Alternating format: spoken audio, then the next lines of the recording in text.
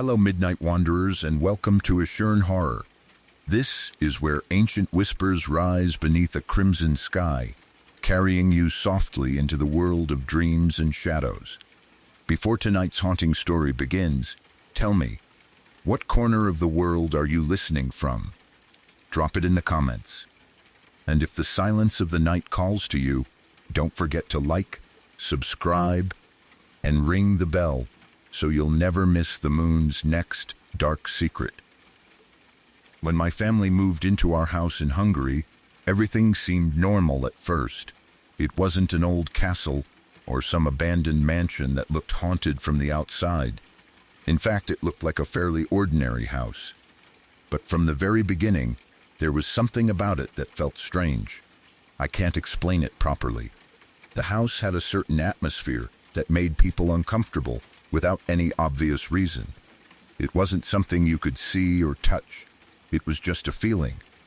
At the time, I only knew one thing about the property's history. The house had been sitting empty for 7 years before we moved in. That fact alone didn't seem particularly important. Lots of houses remain empty for years, but as time went on, more details began to emerge, and the longer we lived there, the stranger everything became. The first time I really learned about the house was on my birthday. That evening, my brother, his girlfriend, and I had gone out into the city. We met up with some friends, celebrated, and spent the evening hanging out together. Eventually, late at night, we returned home. As often happens when people stay up late, the conversation slowly drifted toward creepy topics.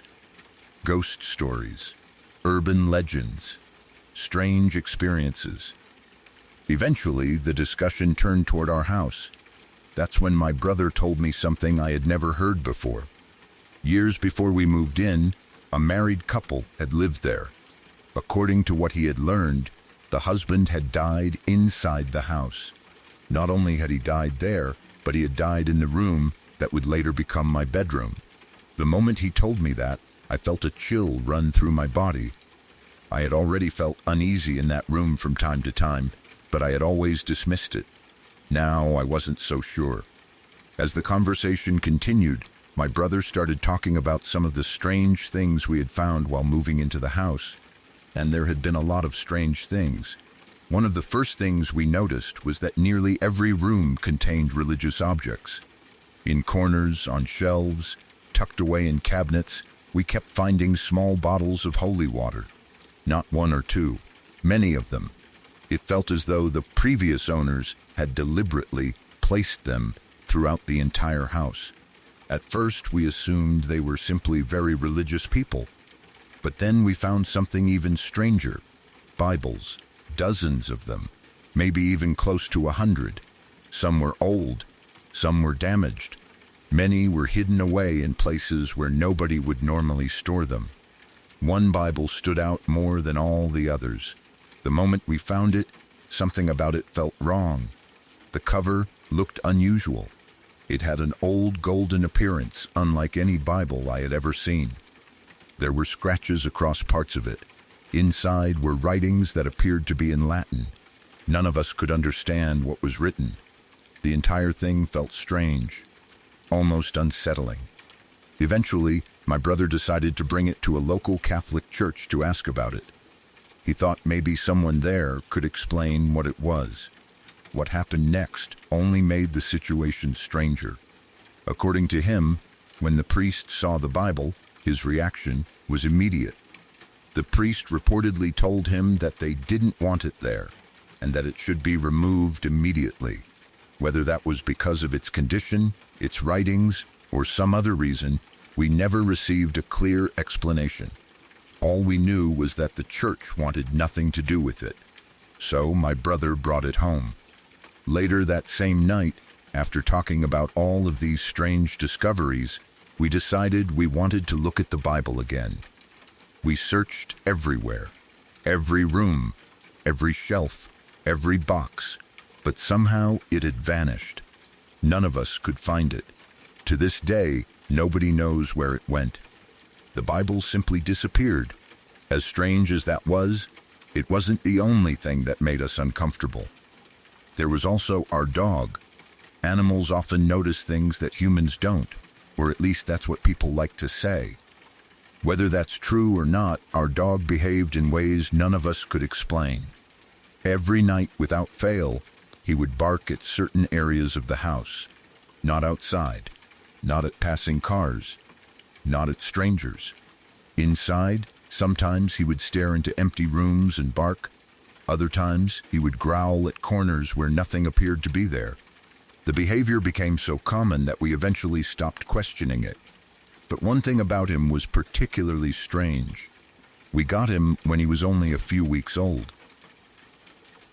He grew up around us. He trusted us completely. Yet no matter what we tried, we could never convince him to enter the house willingly. To this day, he refuses. He will walk right up to the entrance. He will sit directly in front of the doorway. But he won't cross the threshold. Not for food, not for treats, not for toys. Nothing. It's as though something inside the house makes him refuse to enter. Then there was the storage room. The storage room was located on the second floor. It was small, dusty, and rarely used. Today, a large wardrobe blocks most of the entrance. But when we first moved in, we had access to everything inside. While cleaning it out, we discovered something unusual. Hidden among old belongings was a large cloth bundle. Written across the fabric were 3 simple words: "Do not open." Of course, the warning immediately made us curious. Most people probably would have done the exact same thing. So we opened it. Inside was a broken picture of Jesus. The frame was damaged. Parts of the image were cracked. Nobody knew why it had been wrapped up or hidden away. The entire thing felt bizarre. But perhaps the strangest part involved the room itself. For some reason, the light inside that storage room behaves oddly. Sometimes it is on, sometimes it is off. Nobody ever seems to know why. One day my brother called me upstairs. He sounded confused. "Come here for a second," he said. When I arrived, he pointed toward the storage room. "Tell me I'm not crazy," he said. I looked. The light inside was on. The strange part was that nobody had gone in there. Nobody had touched the switch. Yet there it was, brightly lit. Other times we would check, and it would be completely dark. The pattern never made sense. The light seemed to have a mind of its own. As unsettling as all of this was, the events that truly frightened us involved sounds. One day, my brother was home alone. Nobody else was there. The house was completely quiet. Then he heard someone walking upstairs. Our staircase is made of wood. Every step creates a loud noise. You can't walk on it quietly. If someone uses those stairs, everyone in the house hears it. According to my brother, he clearly heard footsteps climbing the staircase. Step, step, step, slowly moving upward. At first he assumed someone had come home, but when he checked, nobody was there. The sounds continued. By the time he called us, he was terrified. I had never heard him sound like that before. He was 19 years old at the time, normally calm, normally confident. Yet on the phone, he was almost crying, begging us to come home immediately. Whatever he had heard had genuinely scared him. The second major incident happened when my brother and his girlfriend were home together. It was late at night. Before settling in for the evening, they locked both exterior doors. They checked everything carefully. The house was secure. At some point later, they heard running water. Confused, they followed the sound into the kitchen. The faucet was on. Neither of them had turned it on. And beside it, the kitchen door stood open. The same door they knew they had locked earlier. Neither of them could explain it. The incident left both of them deeply unsettled. Then there was another event that happened multiple times. Late at night, loud banging sounds would suddenly echo through the house. Doors slamming, heavy impacts, the kind of sounds that instantly make you jump. At first we assumed it was a draft. Old houses often create strange air currents. So we went upstairs. We checked every room. Every window, every vent, everything, we closed anything that could possibly create airflow. Eventually, we were certain there was no draft anywhere in the house. Yet the banging continued. Door after door would slam loudly, despite every window being closed. The sounds seemed to come from nowhere. Looking back, I still don't know what to believe. Maybe every event had a logical explanation. Maybe the footsteps were old wood settling. Maybe the faucet had a plumbing issue. Maybe the dog simply disliked being indoors. Maybe the storage room light had faulty wiring. Maybe the Bible and religious objects were nothing more than remnants left behind by deeply religious previous owners. Every single event can probably be explained individually.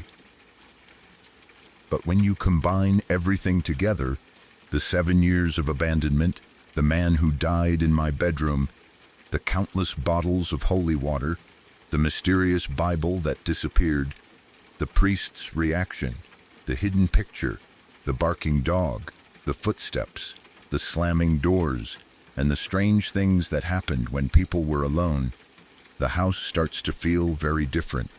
Even now, years later, whenever I think about that house, I remember the feeling it gave me.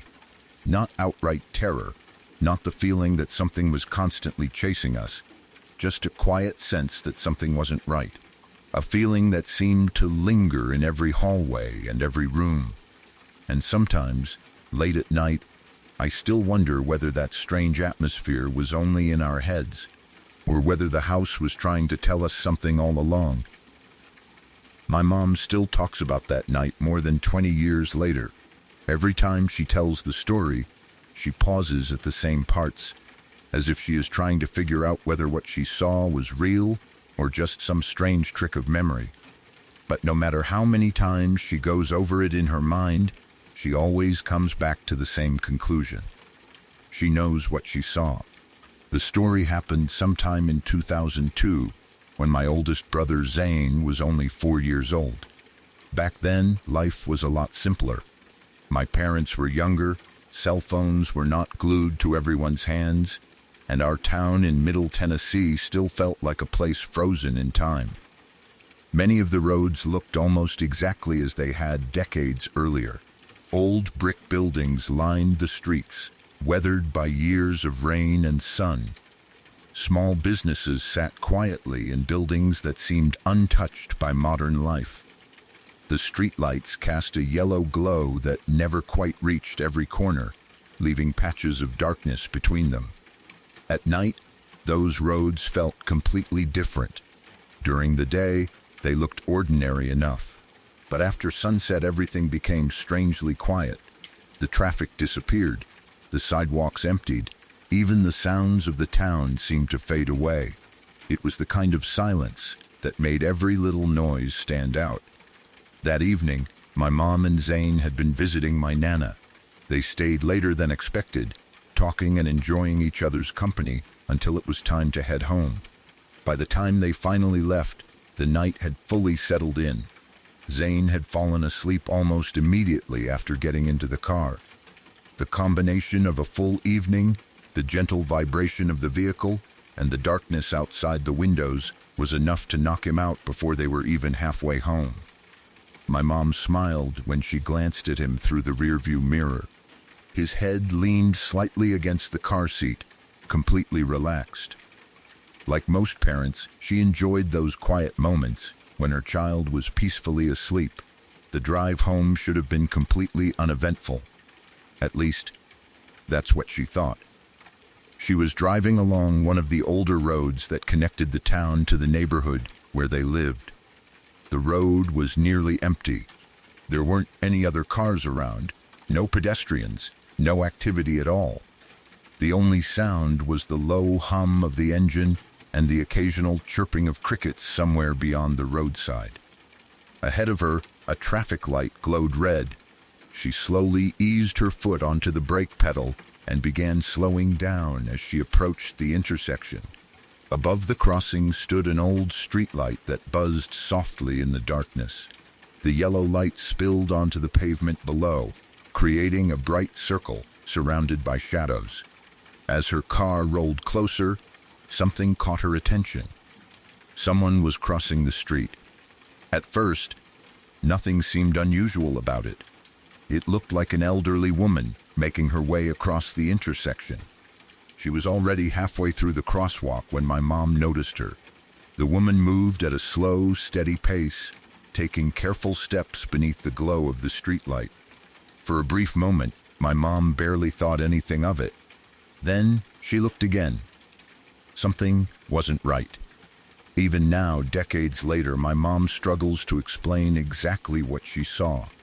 She says the woman appeared perfectly visible and strangely transparent at the same time. She could clearly make out the shape of her body. She could see the outline of her clothing.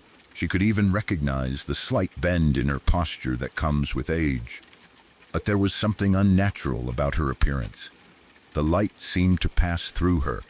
It was almost as if someone had taken a normal person and lowered their opacity. She wasn't invisible. She wasn't blurry. She was simply see-through. At first, my mom assumed it had to be some kind of optical illusion. Maybe the angle of the streetlight was creating a strange effect. Maybe her eyes were tired after a long day. Maybe she was simply seeing things incorrectly. The human mind always searches for logical explanations first. The woman continued walking. She never glanced toward the car. She never seemed startled by the approaching vehicle. She never hurried. She moved calmly and naturally, as if she had all the time in the world. My mom slowed almost to a complete stop, more confused than frightened. She found herself staring at the woman, trying to make sense of what she was seeing. Then something happened that she has never been able to explain. The woman vanished, not gradually, not by stepping into a shadow, not by running away. One moment she was there, the next moment she was gone. She disappeared directly beneath the streetlight. My mom immediately looked around, expecting to spot where the woman had gone. Nothing. The intersection was empty. The sidewalks were empty. There were no parked cars nearby, no alleyways, no buildings close enough for someone to slip behind unnoticed. There was simply nowhere she could have gone. For several seconds, my mom sat frozen behind the wheel. She stared at the spot where the woman had been standing only moments earlier. Her brain desperately searched for a reasonable explanation. Maybe she had looked away for a second. Maybe the woman moved faster than she realized. Maybe she had somehow missed something. But deep down, none of those explanations felt right. Eventually, she shook her head and continued driving. After all, she had a sleeping 4-year-old in the back seat and needed to get home. As she continued down the road, she tried to push the experience out of her mind. But she couldn't stop thinking about it. The image kept replaying in her head. The old woman, the strange transparency, the calm walk through the intersection, and then the impossible disappearance. The farther she drove, the more unsettled she became. The roads seemed darker than before. Every shadow looked deeper. Every empty stretch of pavement felt strangely lonely. Still, she told herself it was nothing. Just a strange moment. Nothing more. When she finally turned onto her street and pulled into the driveway, she immediately noticed something unusual. The house lights were on. All of them. Not just one room. Every light. The porch light illuminated the front steps. The living room glowed brightly through the windows. The kitchen light shined through the blinds.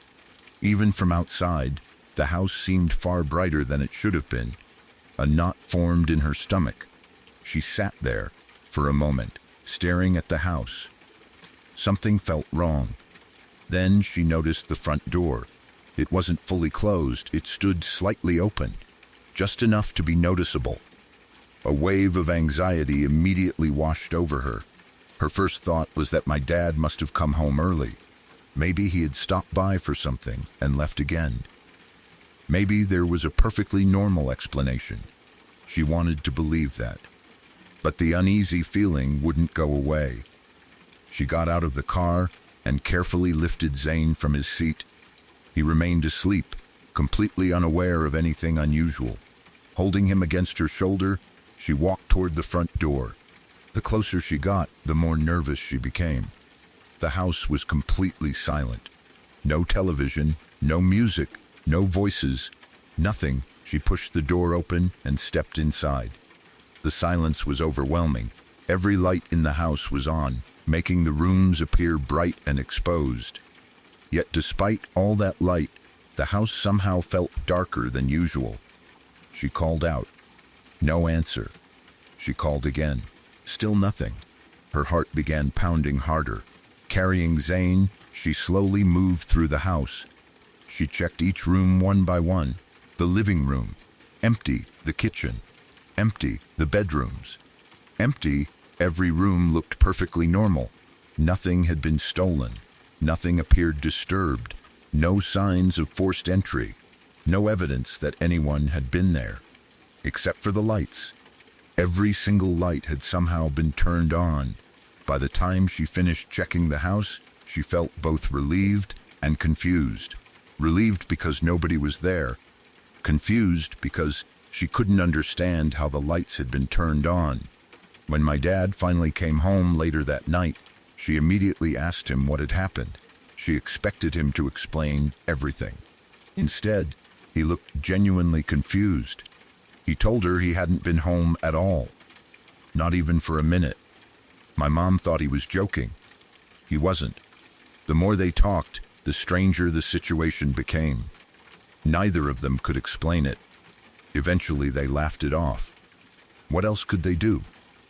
Maybe she forgot to turn the lights off before leaving. Maybe the front door wasn't fully shut when she left. Maybe she was simply tired after a long day. Those explanations weren't perfect, but they were better than considering anything else. Unfortunately, the strange events didn't stop there. Over the following months, unusual things began happening around the house. Nothing dramatic. Nothing that could easily be proven. Just small incidents. The kind of incidents people usually dismiss. Lights would turn on unexpectedly. Doors that had been closed would suddenly be open. Items occasionally seemed out of place. Each event by itself could be explained away, but together they created an uncomfortable feeling that something wasn't right. The experience that frightened my mom the most happened late at night. The house would be completely quiet. Everyone would be asleep. The darkness would settle over every room. Then she would hear movement coming from the bathroom. At first it sounded subtle, almost like someone shifting their weight on the tile floor. A faint footstep. Then another. Not loud enough to be obvious, just enough to be noticed. She would lie awake listening, trying to convince herself she was imagining it, trying to ignore it. But eventually, curiosity or fear would get the better of her. She would get out of bed and walk toward the bathroom. Every time, the result was the same. Nothing, no person, no explanation, no source for the sounds. The room would be completely empty. The lights would be off. Everything would look normal. Yet she knew she had heard something. Those experiences continued throughout that year, never enough to provide proof, never enough to completely dismiss, just enough to leave questions behind. Eventually, my parents got married and moved out of the house. They started a new chapter of their lives somewhere else, and that's where the story takes its strangest turn. The moment they left that house behind, everything stopped. No more unexplained lights, no more mysterious sounds, no more doors opening on their own, no more footsteps in empty rooms. Nothing. It all ended. Years passed. Then decades. Life moved forward. But my mom never forgot that night. She still remembers every detail. The empty road, the red traffic light, the buzzing street lamp, the sleeping 4-year-old in the back seat. And most of all, the old woman. She remembers watching her cross the road beneath the yellow glow of that streetlight. She remembers how the light seemed to shine through her. She remembers slowing the car and staring in confusion. And she remembers the exact moment the woman vanished into thin air. To this day, my mom has no explanation for what happened. Maybe there is one. Maybe there isn't. But every time she tells the story, she ends with the same thought. The thought that has stayed with her for more than 20 years. What if the woman at that intersection wasn't just passing through? What if she wasn't simply a strange sight on a lonely Tennessee road? What if, somehow, that old woman followed her home that night? And if she did, was she the reason those strange things started happening inside the house afterward? My mom still doesn't know. Maybe she never will. But whenever she remembers that glowing intersection and the figure who disappeared beneath the streetlight, she can't shake the feeling that the two events were connected. And that possibility is what continues to haunt her all these years later.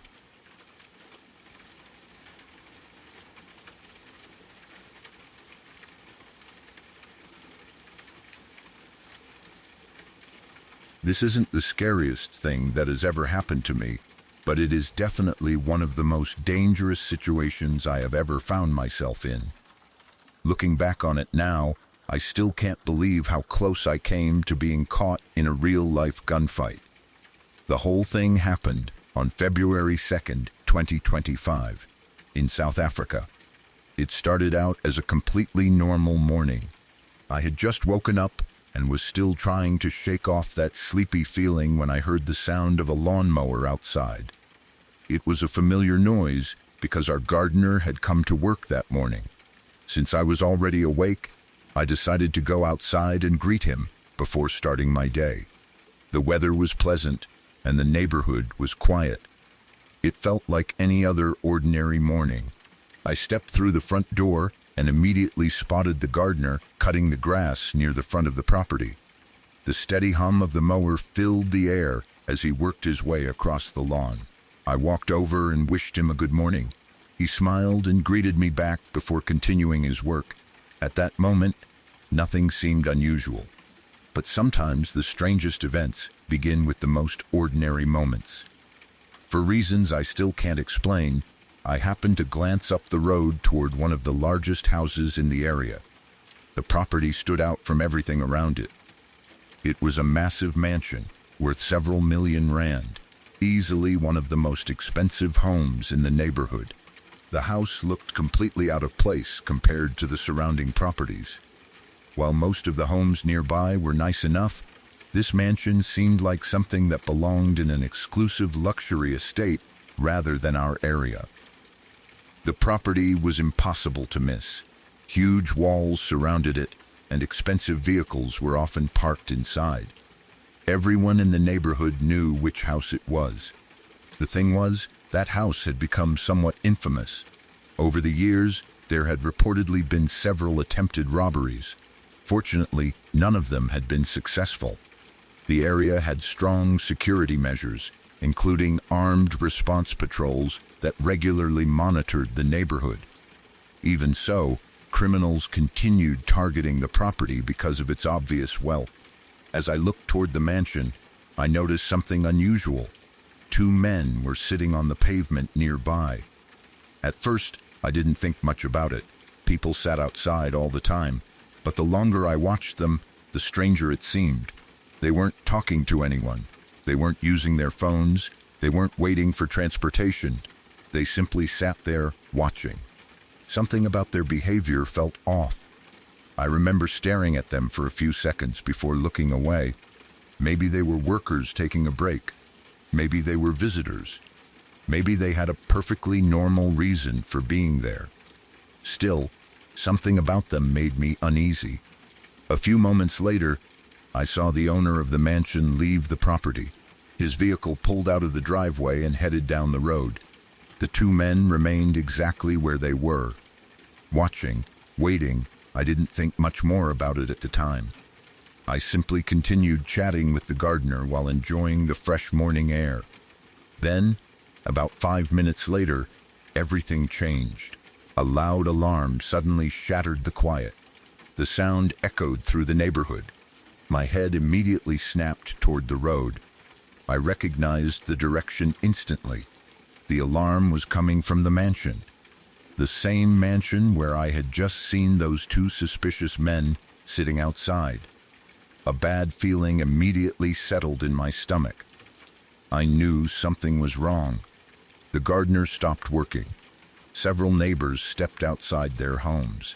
Everyone seemed to be looking in the same direction. I moved closer to the road to get a better view.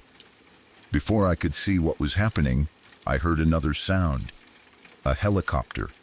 The noise grew louder with each passing second. At first it sounded distant, then it became impossible to ignore. The helicopter was flying surprisingly low enough that I could clearly hear the powerful blades chopping through the air overhead. The sound echoed across the neighborhood. I looked up and saw it circling nearby. That was when I realized the situation was becoming serious. Very serious. I turned my attention back toward the mansion. By now, emergency vehicles had begun arriving. 2 armed response vehicles from a private security company raced onto the scene.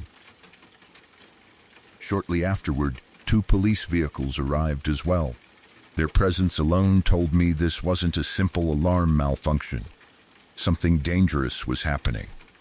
I watched as the security officers and police officers quickly exited their vehicles. Their movements were fast and coordinated. Then I noticed something that immediately sent a chill down my spine. Several officers drew their firearms. They weren't casually investigating. They were preparing for a confrontation. I followed their line of sight and saw them aiming toward a hill across from the mansion. At that point, my curiosity completely took over. Instead of going back inside like any sensible person probably would have done, I started walking up the road. Part of me wanted to see what was happening. Part of me was simply bored and looking for excitement. Looking back now, that was probably one of the worst decisions I could have made. As I moved closer, I could hear officers shouting commands. The tension in the air was obvious. Everyone seemed on edge. I eventually stopped about 5 meters away from where several police officers had taken positions. From there, I finally saw what they were looking at. 2 men were positioned on the hill, and both of them appeared to be armed. For a brief second, everything seemed frozen. The police shouted commands. The security officers maintained their positions. The 2 suspects stood on the hill. Nobody moved. Then everything exploded into chaos. One of the suspects suddenly raised his weapon. Without warning, he opened fire. The sound of gunshots echoed across the neighborhood. For a split second, I couldn't process what was happening. Then instinct kicked in. The officers immediately returned fire. Suddenly, the quiet residential street turned into a battlefield. Gunshots rang out from multiple directions. The sound was deafening. People screamed. Some ran for cover. Others dropped to the ground. I stood there completely shocked. This wasn't something you expect to witness during an ordinary morning. One second I was talking to the gardener. The next second I was standing near an active firefight. Reality hit me hard. I was in danger. Real danger. Bullets were flying. This wasn't a movie. This wasn't a television show. This was happening right in front of me. I immediately ran toward the nearest police vehicle and threw myself behind it. My heart was beating so fast, it felt like it would burst from my chest. I crouched low behind the vehicle, trying to make myself as small as possible. The sound of gunfire continued. Each shot made me flinch. I remember gripping the side of the police car and thinking about how stupid I had been for walking closer. If I had stayed home, I wouldn't have been anywhere near the danger. Instead, I had practically walked right into the middle of it. For what felt like an eternity, the gunfire continued. Then, suddenly, it stopped. The silence felt surreal. Only moments earlier, the street had been filled with chaos. Now there was nothing but shouting and the distant sound of the helicopter overhead. Slowly, I peeked around the vehicle. What I saw next is something I'll never forget. One of the police officers was lying on the ground. At first, I wasn't sure what had happened. The officer wasn't moving. Several people were shouting. Others were trying to secure the area. Without really thinking about it, I rushed forward. Adrenaline had completely taken over. I reached the officer and grabbed him. My only thought was getting him to safety. Working as quickly as I could, I helped pull him toward cover away from the open area. Everything felt like a blur. People were yelling. Vehicles were arriving. The helicopter continued circling overhead. A few minutes later, an ambulance arrived on the scene. Medical personnel rushed over and immediately began treating the officer. Shortly afterward, he was transported to the hospital. Only then did I begin realizing how serious the situation had actually been. As more information became available, the full story started to emerge. The two armed men had apparently been planning to rob the mansion. They had been waiting nearby, watching the property and waiting for the owner to leave. Once they believed the timing was right, they attempted to carry out their plan. Unfortunately for them, the alarm system was triggered almost immediately. That brought armed security and police to the scene before they could escape. Instead of surrendering, they chose to fight. The result was a full-scale armed confrontation in the middle of a residential neighborhood. The entire area was locked down for hours. Police investigated the scene. Security teams searched for evidence. Neighbors gathered outside discussing what had happened. Everyone seemed shocked that such violence had erupted so suddenly. As for me, I couldn't stop replaying the events in my head.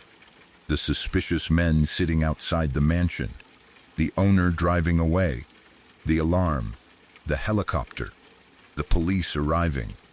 The moment the first gunshot was fired, everything happened so quickly.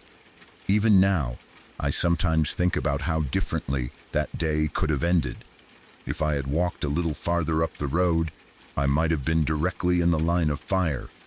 If I hadn't taken cover quickly, I could have been seriously injured. If the situation had escalated further, innocent bystanders could have been caught in the crossfire. Thankfully, I survived without a scratch.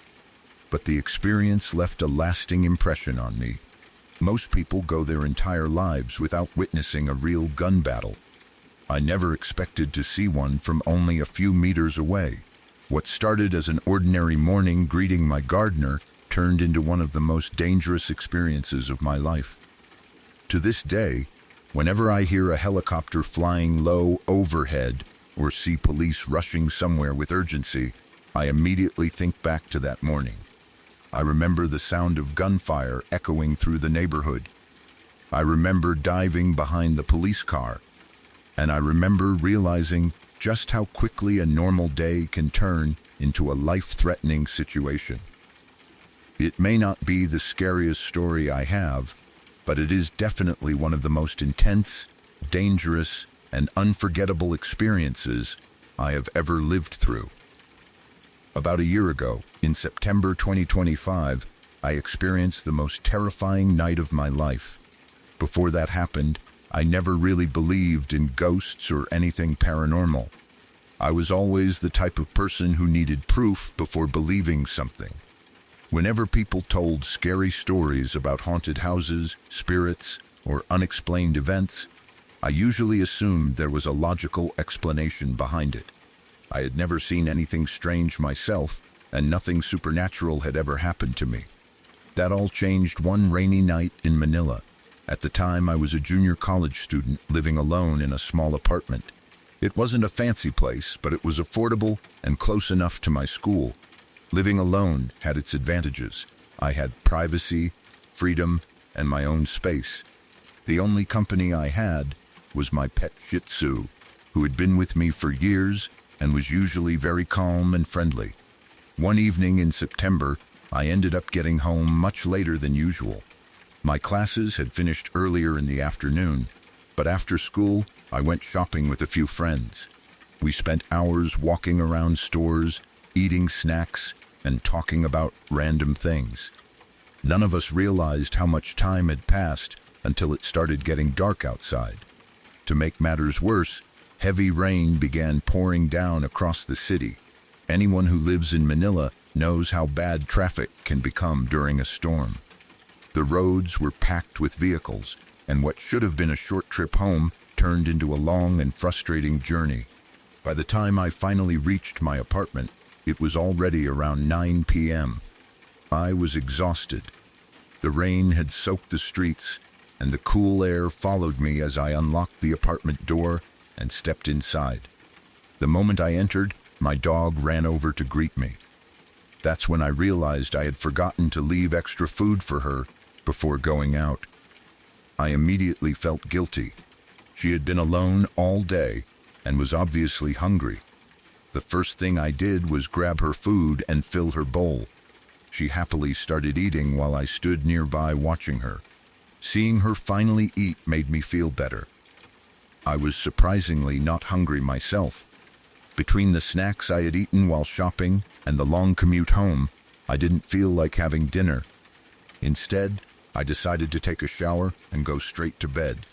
After showering, I changed into comfortable clothes, checked my phone for a few minutes, and then climbed into bed. I fell asleep almost instantly. The entire day had drained my energy, and within minutes, I was completely unconscious. The next thing I knew, I suddenly opened my eyes. At first, I wasn't sure why I had woken up. The room was dark, except for a faint glow coming from outside my window. Feeling confused, I reached over and grabbed my phone from the bedside table. The screen lit up. 11 p.m. I groaned and rolled over. I wanted to go back to sleep immediately, but something felt uncomfortable. My body felt restless, and my bed seemed unusually itchy. No matter how much I adjusted my blanket or changed positions, I couldn't get comfortable. I tossed and turned for several minutes. Finally, I remembered I had some sleeping pills prescribed for occasional insomnia. I got up, took one, drank some water, and returned to bed. Thankfully, it worked. Before long, I drifted back to sleep. However, my sleep didn't last very long. Roughly 30 minutes later, I woke up again. This time, the reason was obvious. My dog was barking. Not just barking normally. She was barking loudly and continuously. The sound echoed through the apartment. At first, I ignored it. Dogs bark at random things all the time. Maybe she heard another dog outside. Maybe she heard someone walking through the building. I buried my face into my pillow and tried to sleep, but the barking wouldn't stop. Eventually, I became annoyed enough to get out of bed. I walked out of my bedroom and into the apartment hallway. My apartment wasn't very large. The layout was simple. When you entered through the front door, there was a narrow hallway leading to the different rooms. The bathroom was on one side, the bedroom was farther down, and the kitchen sat near the end of the apartment. My dog's cage was positioned outside my bedroom door.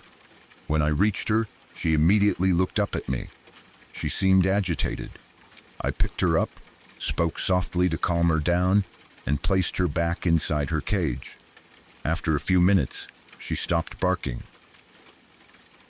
Satisfied, I returned to bed. I expected that to be the end of it. Unfortunately, it wasn't. I woke up again around 1 a.m. This time I had a pounding headache. It felt like someone was squeezing both sides of my head. As I sat up, I immediately heard the barking again. My dog was making even more noise than before. Frustrated and exhausted, I got out of bed and walked into the hallway. She was standing inside her cage, staring toward the far end of the apartment, still barking. I looked around. Nothing seemed unusual. The apartment was empty. No windows were open. No strange sounds came from outside. And most importantly, I lived completely alone. There was nobody else there. I crouched beside her cage and tried calming her down. I petted her, spoke to her gently, and even played with her for a few minutes. Eventually, she settled down enough for me to return to bed. By this point, I was exhausted. All I wanted was a few hours of uninterrupted sleep. I closed my eyes and drifted off once again. Then came the moment I will never forget. When I woke up again, it was around 3 a.m. Many people call 3 a.m. the devil's hour or the witching hour. I never believed in any of those stories before. But after what happened next, I started questioning everything. The first thing I heard was my dog barking again. Loud, aggressive, constant. I buried my face in my pillow, feeling completely frustrated. Then I heard something else. Footsteps. At first, I thought I was imagining them, but then they came again. Heavy footsteps. Slow footsteps, walking through the hallway. My eyes immediately opened. Every trace of sleep vanished. I sat upright in bed and listened carefully. The footsteps continued. Step, step, step. The sound seemed to move through the apartment. My heart began racing. I tried to think logically. Maybe another tenant was walking outside. Maybe the noise was coming from another apartment. But the sound didn't seem distant. It sounded like it was inside my apartment, inside the hallway, just outside my bedroom. A cold feeling spread through my body. I remained completely still. The footsteps continued. My dog barked even louder. It was almost as if she was barking directly at whoever or whatever was making those sounds. I wanted to get up and check, but fear rooted me to the bed. My hands were shaking. My heart pounded so hard I could hear it in my ears. I kept reminding myself that I lived alone. There shouldn't have been anyone there. Nobody had entered. Nobody else had a key. Yet the footsteps continued, back and forth, back and forth. I felt tears beginning to form in my eyes. I had never been so scared in my life. Every horror movie I had ever watched suddenly seemed real. I pulled my blanket up and stared toward my bedroom door. Part of me expected it to slowly open. Part of me expected to see someone standing there. Thankfully, that never happened.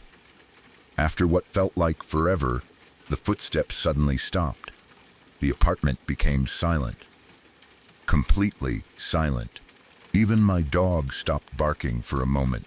The sudden silence felt almost worse than the noise. I didn't know what had caused the sounds.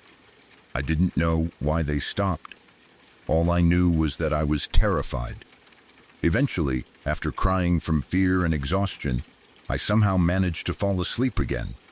I don't know how long I slept, but when I opened my eyes again, it was around 4 a.m. And that's when the footsteps returned. The moment I heard them, panic took over. The sound was unmistakable. Heavy footsteps moving through the hallway, exactly like before. At that point, I couldn't take it anymore. I grabbed my phone with shaking hands and called the apartment owner. I knew it was very early in the morning, but I didn't care. I was scared out of my mind. When she answered, I quickly explained everything. To my surprise, she took me seriously. She said she would come immediately. The next 10 minutes felt longer than the entire night. I sat on my bed, listening to every sound. The footsteps would come and go. My dog remained nervous and alert. I kept staring at the bedroom door while waiting for help to arrive. Finally, I heard a knock at the front door. Relief washed over me. I practically jumped out of bed. Without thinking, I ran through the hallway as fast as I could. The same hallway where I had been hearing the footsteps all night. My heart raced as I reached the front door. I unlocked it and pulled it open. The apartment owner stood outside. I immediately started explaining everything again. I told her about the barking, the footsteps, the fear, the sleepless night. Everything. Just having another person there made me feel safer. I didn't care whether anyone believed me. I knew what I had heard. Maybe there was a logical explanation, maybe there wasn't. But I knew I couldn't stay there anymore. That night had completely changed how I felt about the apartment. The sense of safety I once had was gone. Every hallway shadow would remind me of those footsteps. Every bark from my dog would make me nervous. Every late-night sound would bring back the fear I felt that night. Not long afterward, I made a decision. I moved out of the apartment. I packed my belongings, took my dog with me, and returned to live with my parents. Some people may think I overreacted. Maybe they would have stayed. Maybe they would have tried to investigate. But after spending an entire night listening to footsteps in an apartment where I lived completely alone, I wasn't willing to take any chances. To this day, I still don't know what caused those sounds. Maybe there was a perfectly normal explanation that I never discovered. Or maybe there was something else sharing that apartment with me that night. Whatever the truth is, one thing remains certain. It was the most terrifying experience of my life, and I have never forgotten the sound of those footsteps walking through that hallway in the middle of the night.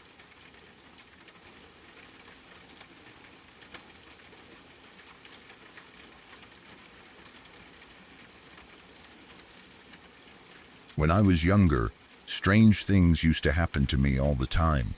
For years, I tried to convince myself that it was just an overactive imagination. But even now, there are certain memories that I can't explain. Most kids are scared of the dark at some point. They see shapes in the shadows or mistake a pile of clothes for a person standing in the corner of the room. What I experienced felt different. I wasn't just seeing random shapes or imagining monsters under my bed. I would sometimes see people who didn't seem to belong there. I remember spotting figures standing in hallways, seeing someone out of the corner of my eye only for them to disappear when I turned my head, and occasionally noticing people in rooms that should have been empty. They always looked real enough for me to believe they were actually there. Whenever I told my mom about it, she never took it seriously. She would usually smile, shake her head, and tell me to stop making things up. Sometimes she thought I was trying to get attention. Other times she assumed I had simply watched too many scary movies. "There's nothing there," she would tell me. Eventually, I stopped bringing it up as often because nobody seemed to believe me. Still, the strange experiences continued. One incident, however, has stayed with me for years. It happened when I was still pretty young. I woke up very early one morning, sometime between 4 and 6 o'clock. The sun hadn't fully risen yet, and the house was still dark and quiet. At first, I wasn't fully awake. I rubbed my eyes and sat up in bed, planning to walk to my parents' room. That's when I heard something unusual. Music. Not quiet music. Loud music. It sounded like a full-blown party. I could hear what sounded like people talking, music playing, and the kind of noise you'd expect from a house full of guests having a great time. The sound seemed close enough that I assumed it was coming from one of our neighbors. I remember feeling confused. Who throws a party that early in the morning? Curious, I got out of bed and walked toward the hallway. The music continued. As I moved through the house, I wondered if maybe my dad was awake and watching television or listening to something loudly. But when I peeked into my parents' room, my dad was still asleep. The room was quiet. My mom was asleep too. Neither of them seemed to hear anything. I stood there for a moment, listening. The party-like sounds continued in the distance. I couldn't figure out where they were coming from. Eventually, the noise faded away, and I didn't think much more about it until later that day. The next afternoon, I saw some of our neighbors outside. Without thinking, I casually asked them how their party had gone. They looked at me with complete confusion. "What party?" one of them asked. "The party last night," I replied. They exchanged puzzled looks. Then they told me they hadn't had a party. Nobody had. In fact, they said the entire neighborhood had been quiet all night. I remember feeling a chill run through me. I knew what I had heard. The music had sounded real. The voices had sounded real. But according to everyone around me, there had been no party at all. For the rest of the day, I couldn't stop thinking about it. That night, I decided I would stay awake for a while and listen carefully. Maybe I would hear the music again. Maybe I would finally figure out where it was coming from. As darkness settled over the house, I sat in my room waiting. The minutes slowly passed. Then the hours. Everything remained completely silent. No music. No voices. Nothing. Eventually, I started feeling foolish for worrying about it. Maybe I had dreamed it. Maybe I had imagined the whole thing. I was just about to lie down when something happened that scared me far more than the mysterious music ever had. I heard my name. Someone called it clearly. It sounded exactly like my mom. The voice came from somewhere outside my bedroom. At first, I immediately responded. Yeah? There was no answer. I sat there for a second. Then I remembered something. My mom wasn't home. She had gone out earlier that evening. The only people in the house were me, my dad, and my brother. The realization hit me instantly. If my mom wasn't home, who had just called my name? A knot formed in my stomach. I stayed perfectly still and listened. For a few moments, there was silence. Then I heard it again. My name. The voice sounded exactly like my mother's. Not similar, not close. Exactly like her. Every hair on my body stood up. I suddenly felt a wave of fear wash over me. The voice sounded close enough that I should have been able to see whoever was speaking. But there was nobody there. I slowly moved toward my bedroom door. My heart was beating so hard that I could hear it. Part of me wanted to open the door and check the hallway. Another part of me wanted to stay exactly where I was. I stood there frozen. Then something caught my attention. Movement, just outside the doorway. For only a brief second, I saw what looked like a dark figure. It wasn't standing in the light. It was darker than the darkness around it. A human-shaped silhouette. Tall, still, watching. I only saw it for a split second, but that was enough. Terror completely took over. I slammed the door shut and held it closed with both hands. My breathing became rapid. My entire body was shaking. I kept staring at the door, convinced that something was standing on the other side. The house suddenly felt different. The silence felt heavier. Every little creak sounded louder. I remember pressing my back against the door and praying that whatever I had seen would go away. Then I screamed, as loud as I could. Within seconds, I heard footsteps rushing toward my room. This time, they were real. My dad. He quickly reached my door and started asking what was wrong. I recognized his voice immediately. Relieved, I unlocked the door and opened it. My dad stepped inside and looked around. I frantically pointed toward the hallway. I told him someone had been standing there. I told him I heard my mom calling my name. I told him about the dark figure. My dad walked into the hallway and checked every corner.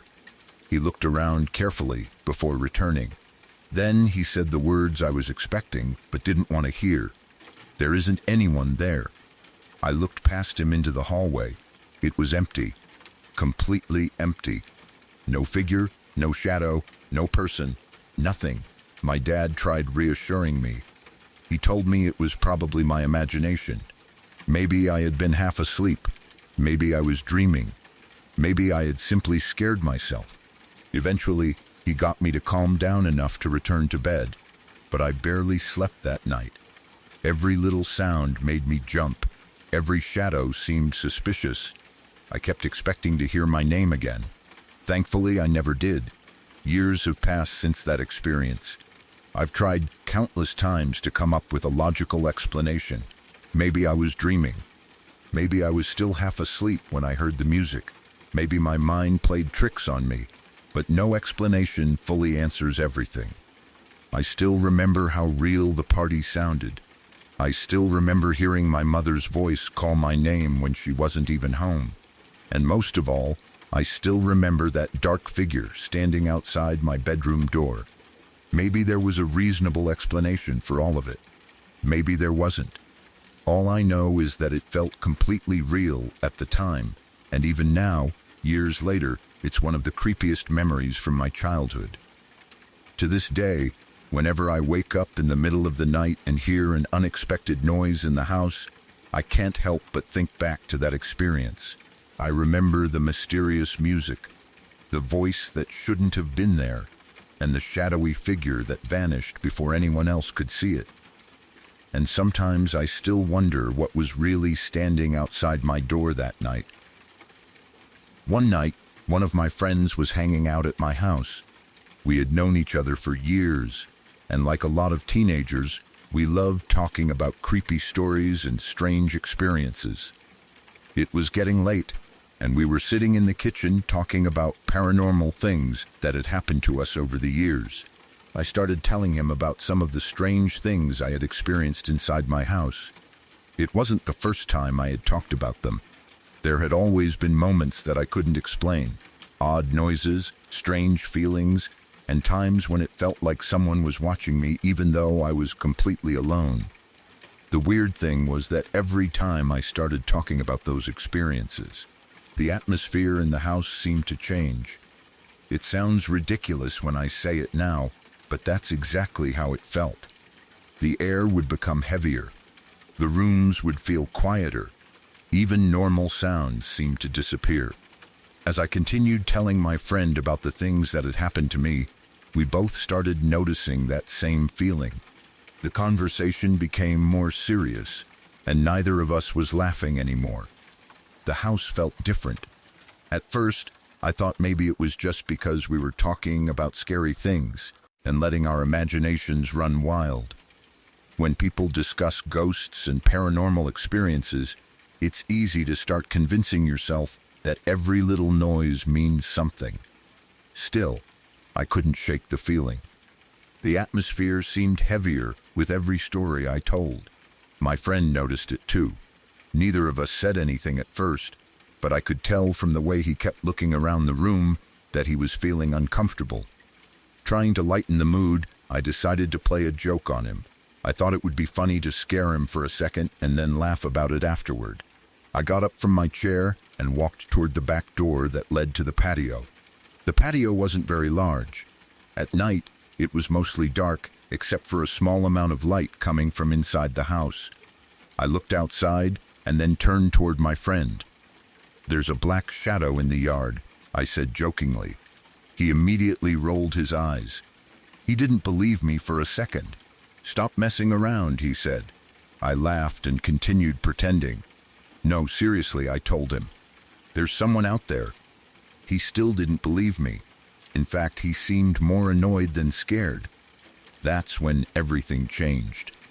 You know how some doors have a small gap or crack where you can see part of another room or the outside? As I stood near the door, I happened to glance through that narrow opening. What I saw made my stomach drop instantly.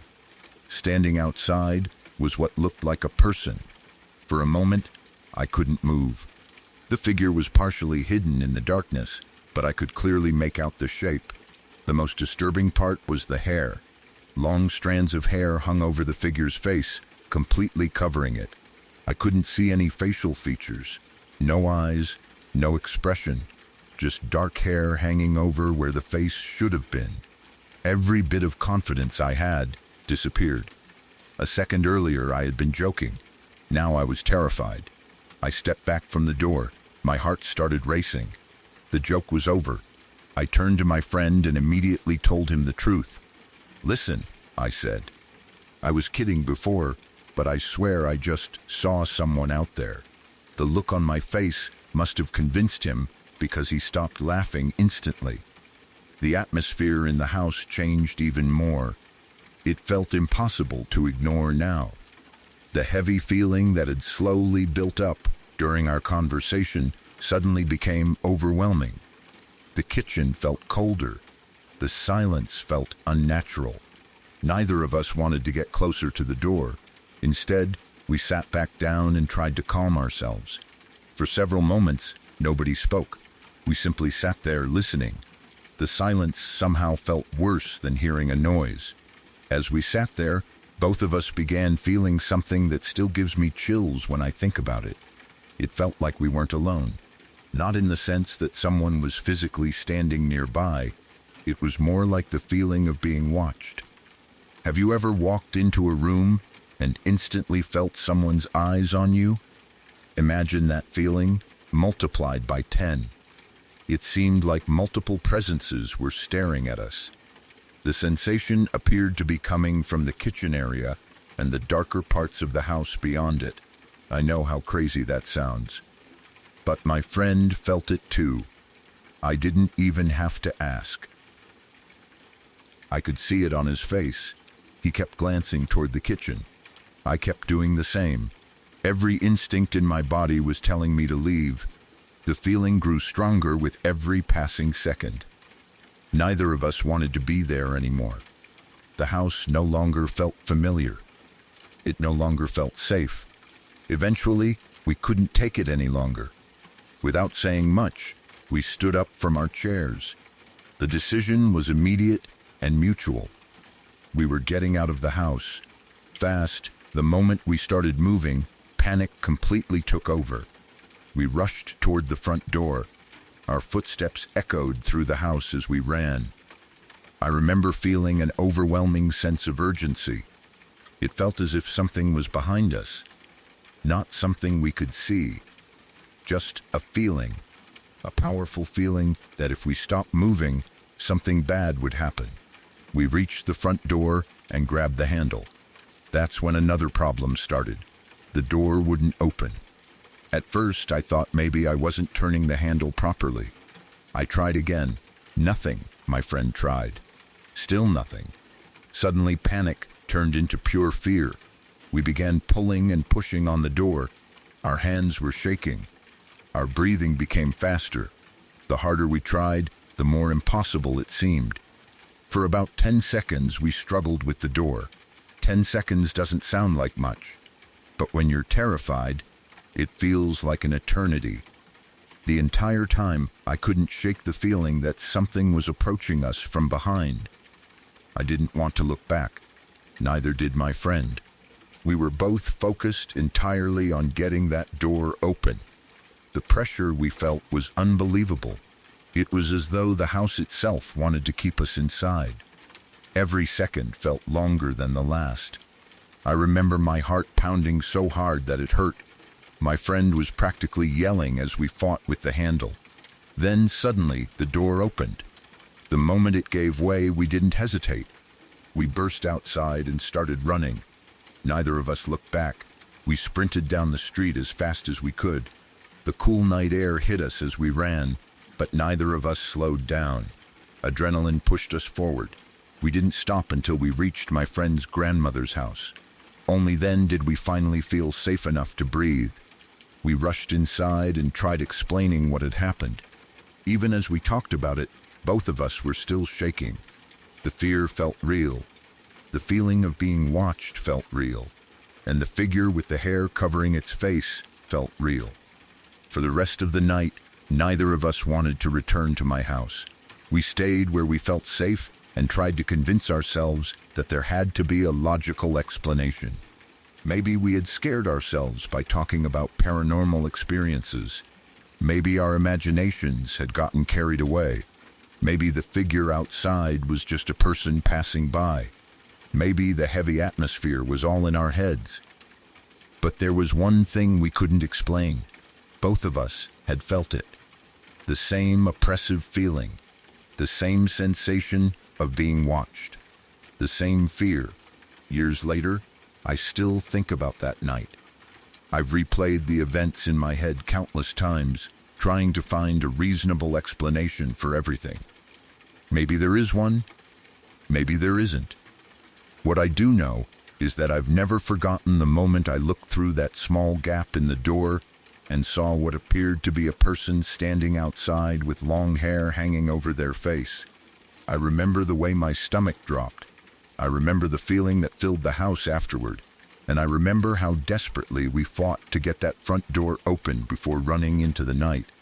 Whether it was something paranormal or simply two frightened teenagers letting their imaginations run wild, it remains one of the strangest and most unsettling experiences of my life.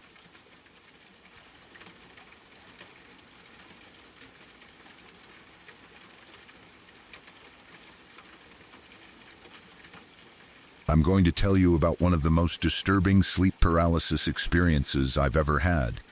Even though it only lasted a few minutes, it felt much longer while it was happening, and it's something I still remember clearly. The whole experience started with a dream. In the dream, I was inside my house. Everything looked normal at first. The rooms were exactly where they should have been, and nothing seemed unusual. It felt so realistic that I had no reason to think I was dreaming. I was walking through the house when I headed toward the kitchen. As soon as I got there, I saw something that immediately filled me with fear. Standing in the kitchen was a person wearing a mask. Before I could react, the person suddenly started running straight toward me. What made it even worse was that they were holding a machete. The sight of someone charging at me with a weapon instantly triggered panic. My heart felt like it was going to explode from fear. Without thinking, I turned around and ran as fast as I could. My only thought was to escape. I sprinted through the house, desperately trying to get away from the masked person chasing me. For some reason, I grabbed my house keys while I was running. In my mind, I was focused on reaching the front door, unlocking it, and getting out into the street where I would be safe. The footsteps behind me seemed to get closer and closer. I could feel the panic building with every second. Then something strange happened. While I was running, I suddenly realized I was dreaming. It wasn't gradual. The realization hit me instantly. I became completely aware that none of it was real. The house wasn't real. The masked person wasn't real. The chase wasn't real. I was dreaming. As soon as I understood that, all my fear disappeared. I stopped running. I actually turned around and faced the person chasing me. I remember thinking, it's just a dream. None of this can hurt me. Instead of trying to escape, I stood completely still. The masked figure continued running toward me. I didn't move. I didn't fight back. I didn't try to wake up. I simply accepted what was about to happen, because I knew it wasn't real. A moment later, the figure reached me and stabbed me in the stomach. Oddly enough, I wasn't scared anymore. I expected the dream to end, and it did. The instant I was stabbed, I woke up. At least, I thought I had fully woken up. I opened my eyes and found myself lying in my bed. My bedroom looked exactly as it always did. The familiar walls were there. The furniture was in its usual place. Everything seemed normal. Then I tried to move. Nothing happened. At first I thought I was still waking up. I tried again. Still nothing. My arms wouldn't move, my legs wouldn't move. I couldn't sit up. I couldn't turn my head. I couldn't even lift a finger. That was when I realized something was very wrong. I was awake, but I couldn't move. Panic immediately rushed through my body. I tried to force myself to move, but it was impossible. No matter how hard I tried, my body wouldn't respond. As I lay there staring into the darkness of my room, I noticed something. There was a figure standing nearby. At first, it looked like a shadow. But then I realized it wasn't a normal shadow. It was shaped like a person, a very tall person. The figure was completely dark, darker than anything else in the room. It had no visible face, no clear features, just a tall human-like silhouette standing in the darkness. The moment I saw it, fear hit me harder than anything I had felt in the dream. The figure started moving, slowly, steadily, toward me. I couldn't move. I couldn't run. I couldn't even scream. All I could do was watch. The shadow continued getting closer. Every second felt like an eternity. I remember staring at it, hoping I was imagining things. But it kept moving. Closer, closer, closer. The feeling of helplessness was overwhelming. The worst part wasn't seeing the shadow. The worst part was knowing I couldn't do anything about it. As the figure approached, my panic grew stronger. Then I discovered something strange. Whenever I closed my eyes, the shadow seemed to move farther away. It was almost as if closing my eyes reset its position. I would squeeze my eyes shut for a moment. When I opened them again, the figure would appear farther back. But then it would start moving toward me again. Slowly, silently, relentlessly, each time it came closer, I would close my eyes. Each time I opened them, it would be farther away. Then the process would repeat, over and over again. The experience felt endless. In reality, it was probably only a few minutes. But when you're trapped in sleep paralysis, time seems to move differently. Every second feels stretched out. Every moment feels longer than it should. The entire time, I remained completely unable to move. I could feel my fear building with every cycle. The shadow would approach, I would close my eyes, the shadow would move back. Then, it would begin approaching again. It felt like a nightmare I couldn't escape from. I would later estimate that this continued for around 3 minutes, maybe a little more, maybe a little less. But during those minutes, it felt much longer. Finally, something changed.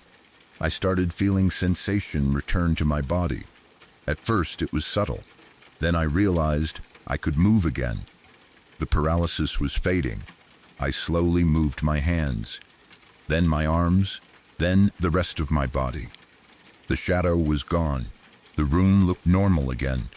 Everything was quiet. I sat there for a few moments, trying to process what had just happened. My heart was still racing. Part of me wanted to stay awake for the rest of the night. Another part of me was simply exhausted. Eventually, after calming down, I convinced myself it was over.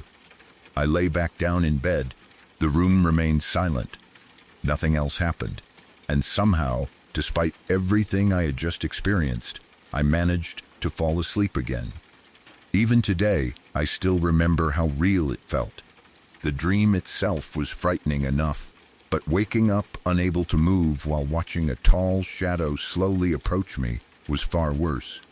Whether it was my mind creating images during sleep paralysis or something else entirely, I don't know. What I do know is that those few minutes felt absolutely real while they were happening. And it's an experience I'll never forget. I'm not going to tell you my name, where I live, or even how old I am. You can believe that's because I'm trying to protect my privacy, or you can assume I'm making everything up. Honestly, it doesn't matter either way. I'm only sharing this story because, years later, I still think about it. No matter how many times I replay the events in my mind, I can't come up with a reasonable explanation. Maybe there is one. Maybe there isn't. All I know is that what happened that night felt completely real. The experience took place late one evening while I was walking through a wooded area near where I live. I've always enjoyed being alone in nature, especially when I need time to think. Whenever life became stressful or overwhelming, I would head to those woods and walk the trails for an hour or two. I knew the area well. The trail wound through a dense forest where the trees grew so close together that very little moonlight reached the ground. During the day, it was peaceful and beautiful. At night, however, it felt like an entirely different place. The darkness there was deeper than most people would expect. Once the sun disappeared, the forest became almost completely black, except for the occasional patch of moonlight slipping through the branches. That particular night, I wasn't expecting anything unusual. I was simply walking. The air was cool, and the only sounds were the distant chirping of insects and the occasional rustle of leaves in the wind. I had traveled about halfway down the trail when something caught my attention. A light. At first, it was barely noticeable. A faint bluish glow flickered somewhere deeper in the trees. I stopped walking and stared at it. My first thought was that someone might be camping. Maybe a hiker had set up a tent nearby. Maybe a park ranger was checking something in the area. But the longer I looked, the stranger it seemed. The light wasn't moving. It wasn't sweeping across the trees like a flashlight. It remained perfectly steady, a pale blue glow hidden among the darkness. For several moments, I stood there, debating whether to ignore it and continue my walk. Curiosity won. It usually does. I stepped off the trail and began making my way toward the light. Branches brushed against my arms as I pushed through the trees. The forest floor was uneven, covered in leaves and roots that made walking difficult in the darkness. The closer I got, the brighter the glow became. After roughly 50 meters, I finally reached its source. What I found was not what I expected.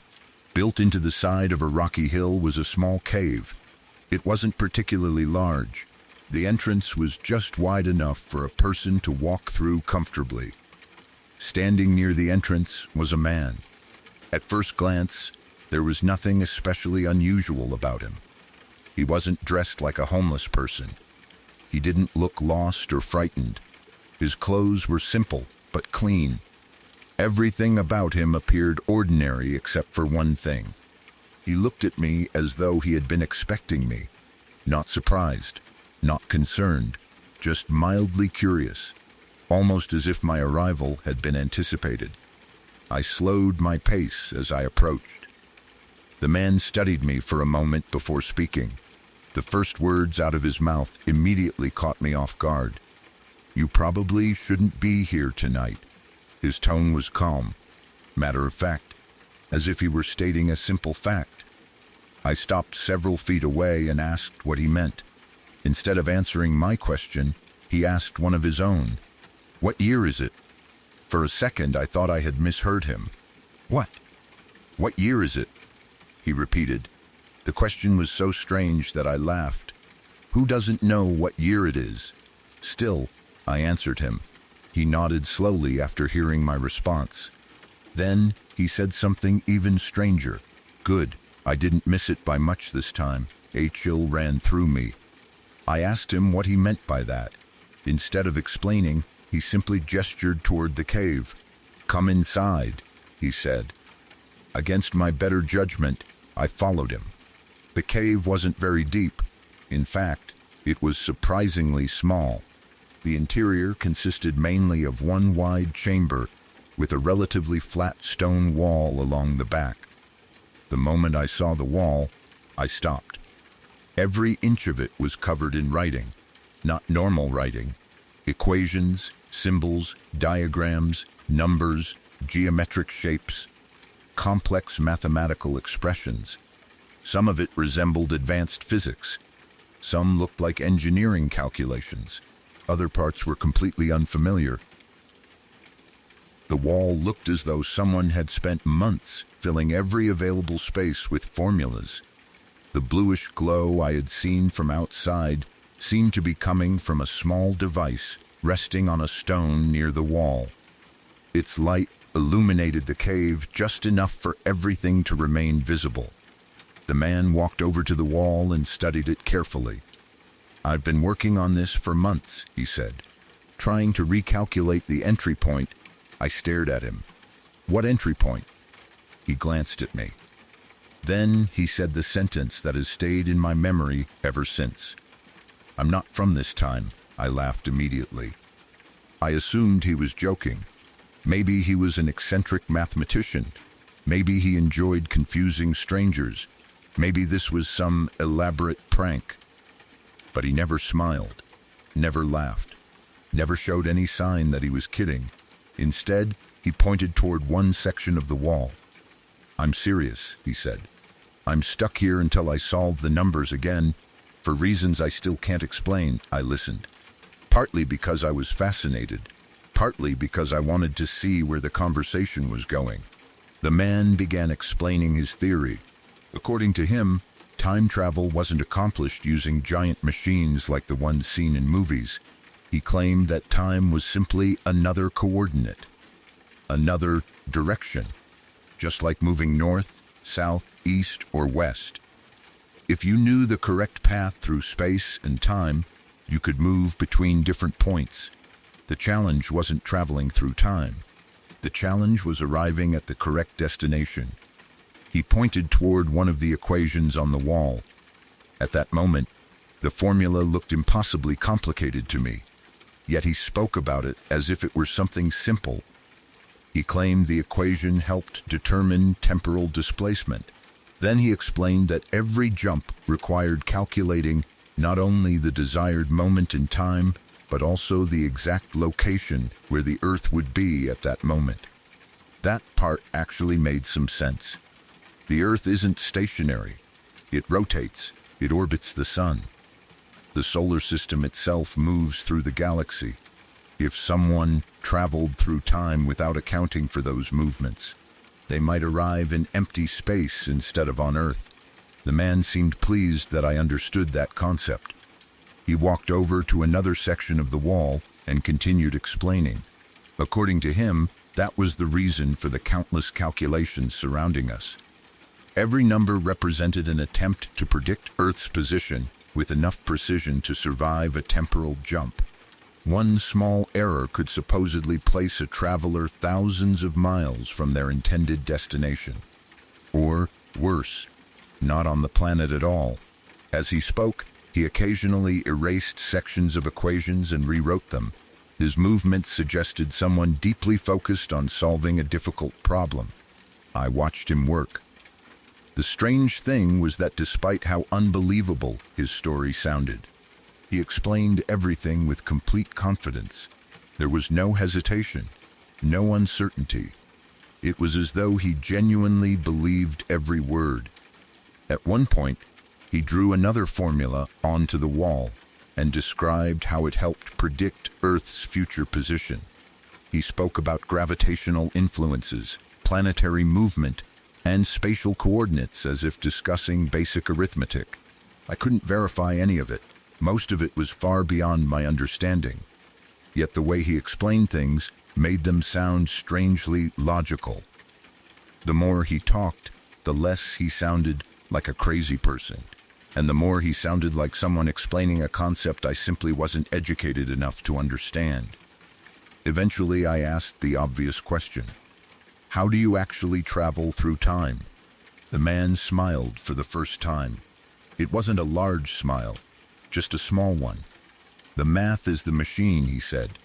The technology only follows the numbers.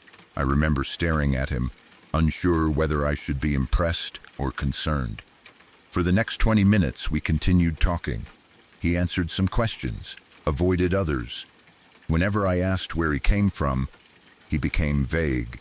Whenever I asked about the future, he changed the subject. It felt almost deliberate, as though there were things he refused to reveal. Eventually, he glanced back toward the wall. I need to keep working, he said. Then he looked directly at me. You probably shouldn't tell anyone about this, I laughed. Why? Because nobody will believe you. There was something oddly confident about the way he said it. Almost as if he already knew exactly what would happen. After a few more moments, I thanked him for the conversation and turned toward the cave entrance. As I stepped outside, the forest felt quieter than before. The night air seemed colder. I walked back toward the trail, occasionally glancing over my shoulder. When I reached the edge of the trees, I stopped. Something made me look back one final time. The cave entrance was still visible in the distance, but the blue light was gone, completely gone. The cave appeared dark, empty. I stood there staring for several seconds before eventually continuing home. The entire walk back felt surreal. Part of me wondered whether I had imagined everything. Part of me wondered whether I had encountered a brilliant but eccentric mathematician. And a small part of me wondered whether he had been telling the truth. The next day, curiosity got the better of me. I returned to the woods. This time, it was daylight. The forest looked completely normal. Birds chirped in the trees, Sunlight filtered through the branches. Nothing felt unusual. I followed the same route until I reached the cave. The entrance was exactly where I remembered it. Slowly, I stepped inside. The chamber looked unchanged. Same walls, same size, same rocky floor. But one thing was different. The writing was gone. Every single equation, every symbol, every diagram, gone. The wall that had been completely covered the night before was now blank stone. Not partially erased, not faded, completely clean. It looked as though nobody had ever written on it. I searched the cave carefully. There were no traces of charcoal, no equipment, no signs that anyone had been living or working there. Nothing, just an empty cave. I stood there for a long time staring at the bare wall, trying to understand, trying to find an explanation. But I never did. Years later, I still think about that night. Maybe I met a man suffering from delusions. Maybe someone had cleaned the cave before I returned. Maybe there is a perfectly rational explanation for everything. Or maybe, just maybe, I spent 20 minutes talking to a traveler who was stranded far from his own time and desperately trying to find his way home. Whatever the truth is, I have never forgotten the cave, the blue light, or the man who asked me what year it was before telling me he hadn't missed it by much.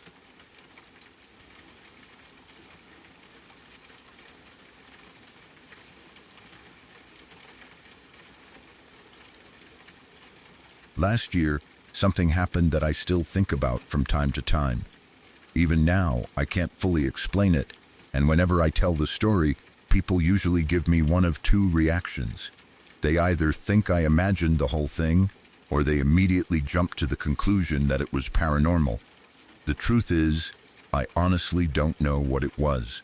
What makes the experience so strange is that it involved someone I had known for years. Our next-door neighbor was an elderly woman who had lived beside us for as long as I could remember.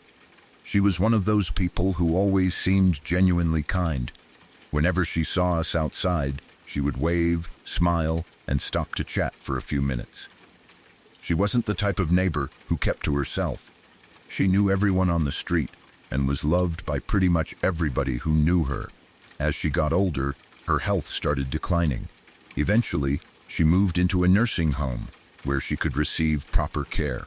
Even after she left, her house remained exactly the same. The lawn, the flower beds, the porch, everything looked frozen in time. Sadly, sometime last year, she passed away. The news hit the neighborhood harder than I expected. Even though everyone knew she had been struggling with her health, it was still sad when it finally happened. After her passing, the house remained in the family's possession. Her grandchildren inherited it, and every now and then they would stop by to check on the property. Sometimes they would mow the lawn, trim the bushes, or make sure everything was still in good condition. But nobody actually lived there anymore. Weeks turned into months. The house remained empty. Eventually, seeing it dark and quiet every night became normal. That's why what happened one evening caught my attention immediately. It was a fairly ordinary night. I was outside with my dog before bed, letting him do his business one last time before we both headed inside for the night. The street was quiet. Most of the houses had already turned off their lights. The only sounds were distant traffic and the occasional bark from a dog somewhere in the neighborhood. I was standing in my yard, half awake and ready to go to sleep, when I happened to glance toward my neighbor's house. Immediately, something looked different. One of the lights was on. At first, I didn't think much about it. The logical part of my brain instantly came up with an explanation. Maybe one of the grandkids had stopped by earlier. Maybe they left the light on intentionally. A lot of people do that with empty houses. Leaving a light on can make it look occupied and discourage break-ins. The explanation made perfect sense. I wasn't concerned. Still, I found it a little unusual because I hadn't seen anyone arrive. I looked toward the driveway. It was empty. On our street, that's important. There aren't really any alternative places to park. No garages, no hidden parking areas. If someone is visiting a house, their car is usually sitting right out front where everyone can see it. There wasn't a single vehicle there. Again, I didn't think too much about it. Maybe they had been there earlier and already left. Maybe I had simply missed them. As my dog finished sniffing around the yard, I turned toward my house, ready to head inside. That's when I saw it.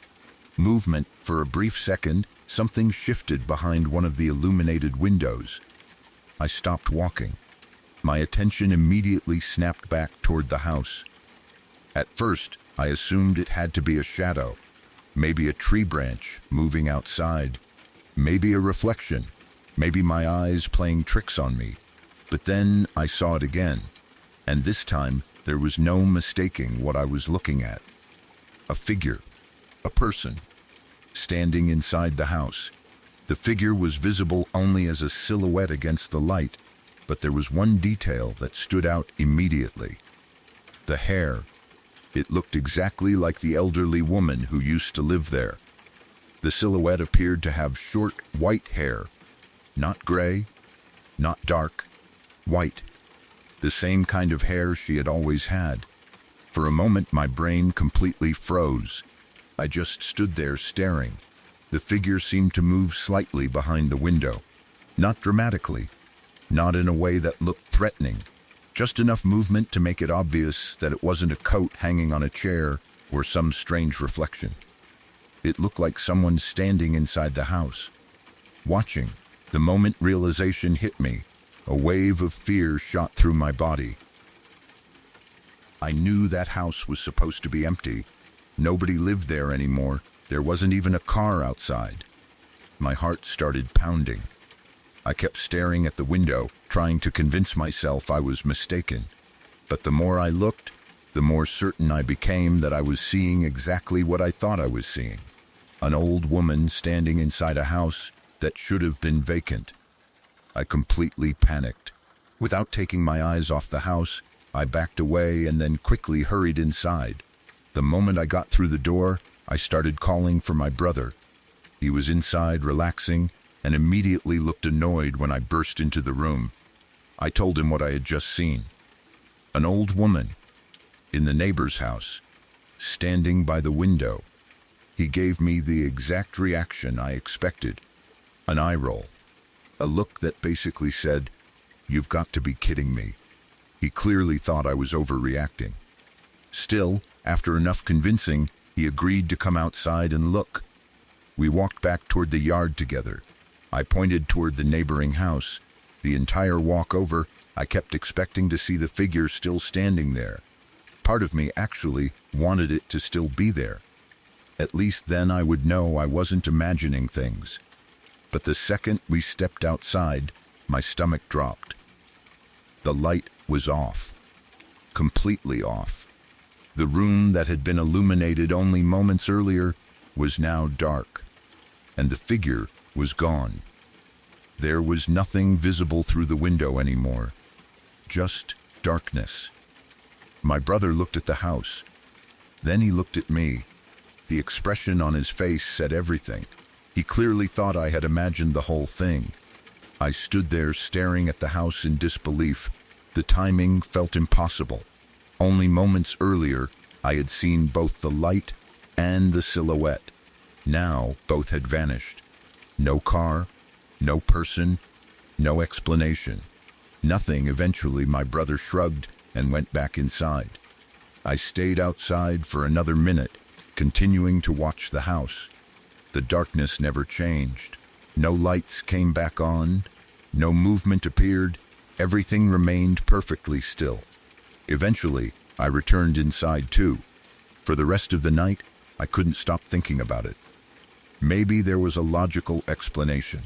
Maybe one of her family members had briefly stopped by and left through a back entrance. Maybe the light had been on a timer. Maybe the figure was a trick of shadows and reflections. I've considered every possibility. The problem is that none of them fully explain what I saw. I remember the silhouette clearly. I remember the shape of the white hair. I remember the feeling of immediately recognizing her.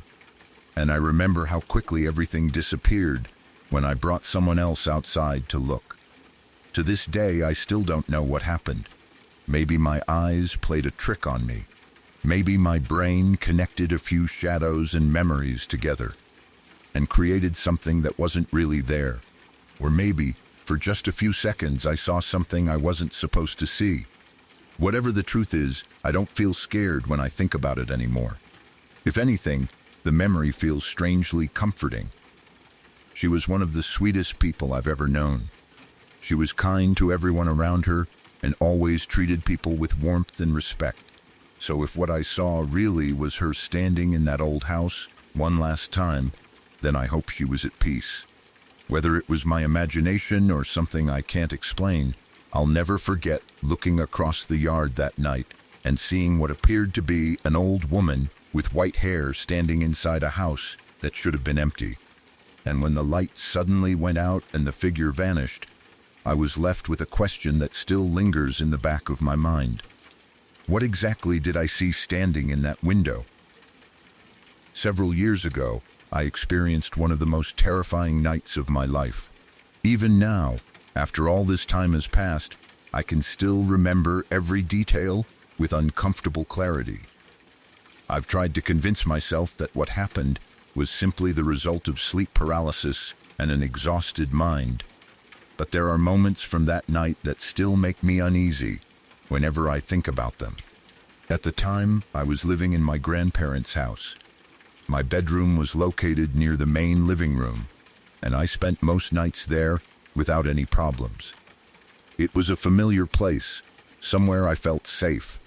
There was nothing unusual about the house itself. During the day, it felt warm and welcoming like any family home. But that night was different. I don't remember exactly what time it was when I woke up. It was well after midnight, probably somewhere between 2 and 3 in the morning. The entire house was silent. The darkness filled every corner of the room, and for a few seconds after opening my eyes, I simply lay there staring at the ceiling.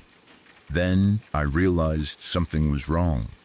I couldn't move, not even a little. I tried to shift my arm. Nothing. I tried to move my legs. Nothing. I couldn't even lift a finger. For a brief moment, panic started creeping into my mind, but then I remembered something important. Just a few days earlier, I had learned about sleep paralysis.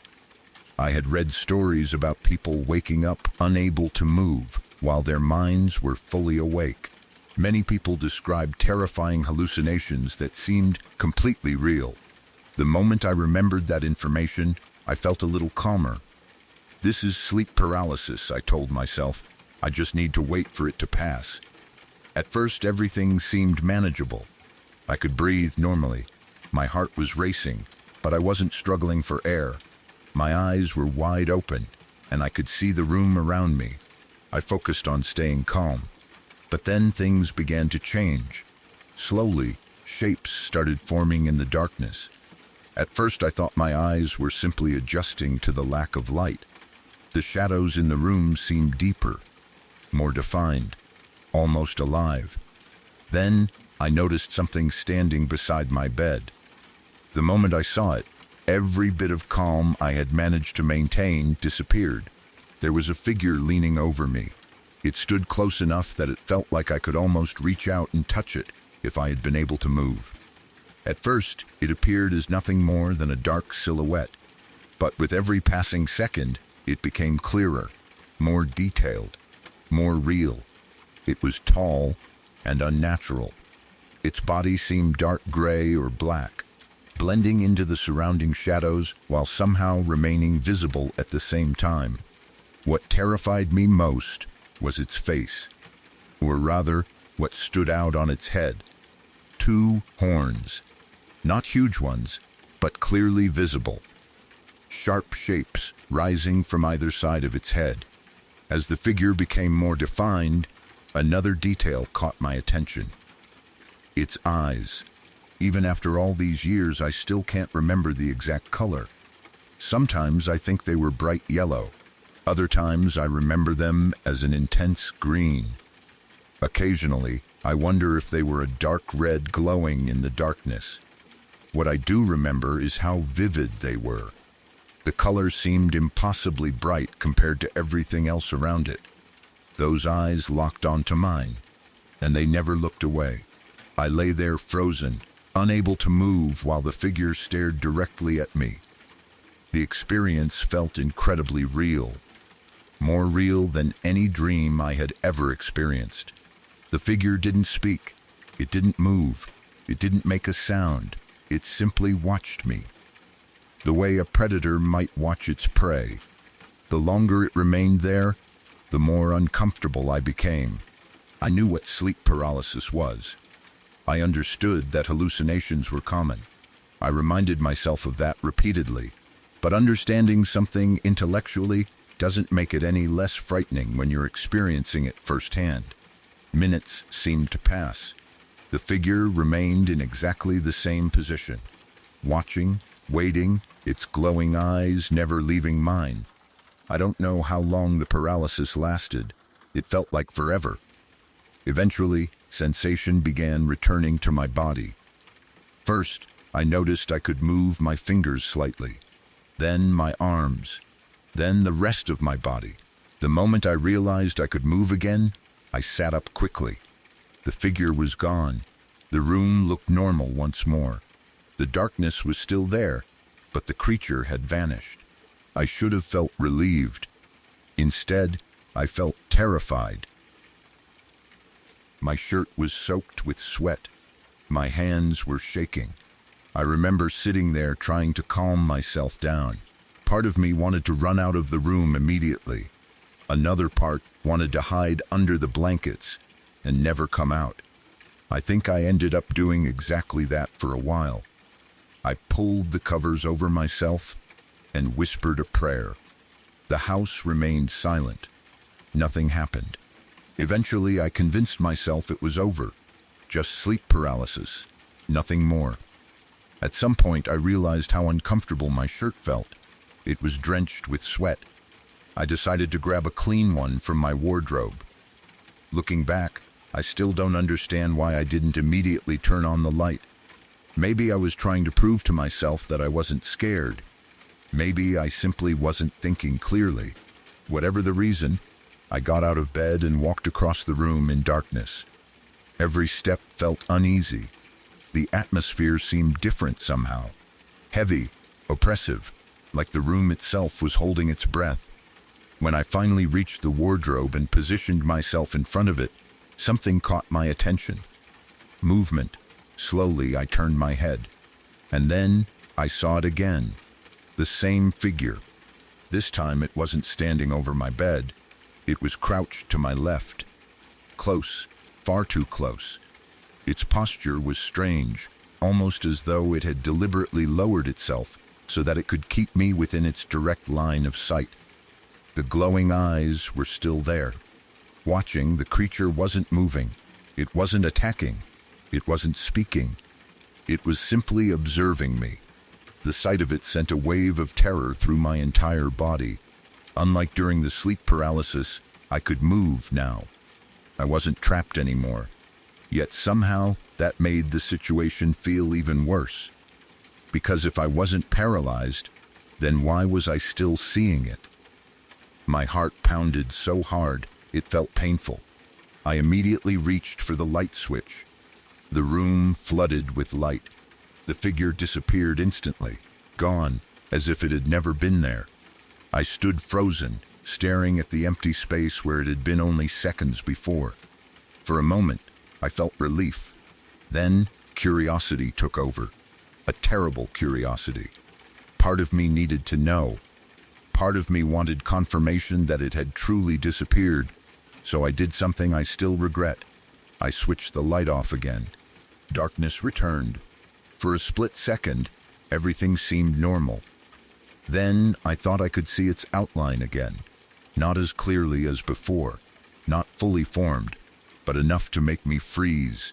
a silhouette in the darkness, a shape where no shape should have been. The atmosphere immediately felt heavy once more. The room seemed colder. The silence felt deeper. I quickly turned the light back on. Again, the figure vanished. I didn't turn the light off after that. Not for the rest of the night. I stayed awake for hours. Every little noise made me jump. Every shadow looked suspicious. I couldn't stop thinking about those eyes, or the way the creature had stared at me without moving. The next morning, I told my sister what had happened. I remember making her promise not to tell anyone. I was embarrassed. I knew how unbelievable the story sounded. Even as I described it, part of me worried people would think I was crazy. For years, I kept the experience mostly to myself. I rarely spoke about it. The memory remained buried in the back of my mind. Eventually, many years later, I finally told my mother. Even then, it felt strange talking about it. Not because I believed it was something supernatural, but because of how real it had felt. That's the part that stayed with me. The realism, the certainty, the feeling that I hadn't simply imagined it. For a very long time after that night, I refused to sleep in complete darkness. I always left a light on somewhere in the room. Sometimes it was a lamp. Sometimes it was a hallway light shining through the doorway. Anything was better than facing total darkness again. Even today, I occasionally think about that night. I've read countless explanations for sleep paralysis. I understand how the brain can create vivid hallucinations during the transition between sleep and wakefulness. Logically, that's probably what happened. But whenever I remember waking up and seeing that horned figure leaning over my bed, staring into my eyes with those unnaturally bright glowing eyes, logic becomes much harder to hold on to. Maybe it was just a hallucination. Maybe it was simply my mind creating a nightmare while my body remained asleep. Or maybe it was something I'll never fully understand. Either way, it remains one of the most terrifying experiences I have ever lived through, and even now, years later, I can still picture that figure standing in the darkness, silently watching me from only a few feet away.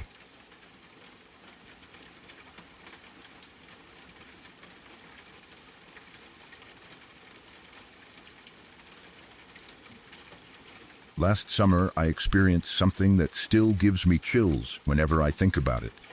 I've seen and experienced other strange things throughout my life, but this particular incident was so unsettling that I have never watched another Annabelle movie since. At the time, I was 18 years old, and it was during the summer holidays when everyone was spending more time at home. One afternoon, my younger siblings and I decided it would be fun to re-watch Annabelle Creation in our living room. We had all seen horror movies before, and while some of us got scared more easily than others, we thought it would be entertaining to watch together. There were quite a few of us gathered in the room. It was me, my younger cousin, my younger brother, and 3 of my younger sisters. Our parents were also in the living room, although they weren't really paying attention to the movie. They were busy doing their own things and didn't mind us watching it as long as nobody became too frightened. The atmosphere in the house felt completely normal. It was daytime, and the weather outside was bright and sunny. Our curtains were closed to reduce the glare on the television, but enough sunlight filtered through the fabric to create shadows on the walls whenever people walked past the house outside. It wasn't unusual.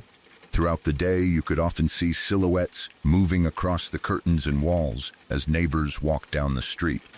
Everything seemed perfectly ordinary. We settled into our seats and started the movie. At first, everyone was enjoying it. The room was filled with the usual reactions that come with watching a horror film. Sometimes someone would laugh nervously. Other times, one of my younger sisters would cover her eyes during a creepy scene. We were all focused on the television. About 20 minutes into the movie, things changed. I remember exactly where we were in the film. There was a scene involving Janice looking through a bedroom window while some of the other girls were outside playing. Nothing particularly unusual was happening in our living room at that moment. Everyone was watching the movie. The television was playing. The sunlight continued filtering through the curtains. Then, out of nowhere, something caught my attention. At first, it was only movement in the corner of my eye. I glanced toward the wall opposite the sofa where I was sitting. That was the wall where shadows from outside occasionally appeared. Normally, when people walked past the house, their silhouettes were easy to recognize. They moved quickly, appeared relatively small, and crossed the wall in a predictable way. This was different. The moment I looked at it, every hair on my body stood up. A figure was moving across the wall. Not a normal shadow, not the shadow of a person walking outside. This figure was incredibly tall, far taller than any ordinary person. It stretched upward so high that it almost seemed to reach the ceiling. For a moment, I couldn't process what I was seeing. The image instantly reminded me of a scene from The Conjuring 2. Anyone who has seen that movie will probably remember the scene where the nun, Valak, slowly moves across the wall near the painting. That is exactly what it looked like. The resemblance was almost identical. The figure wasn't rushing, it wasn't flickering, it wasn't distorted by movement outside. It was slowly walking, one deliberate step after another. The movement felt unnatural, controlled, almost as if it knew it was being watched. At first I thought maybe the movie itself was somehow causing the shadow, but that didn't make any sense. The scene playing on the television was completely different. There was nothing on screen that could have created that image. Then I thought maybe someone was walking outside. Again, that explanation didn't fit. The shadows of people outside looked completely different. They were smaller, their movements were faster, and they never stretched nearly as high as the figure I was seeing. This thing was enormous.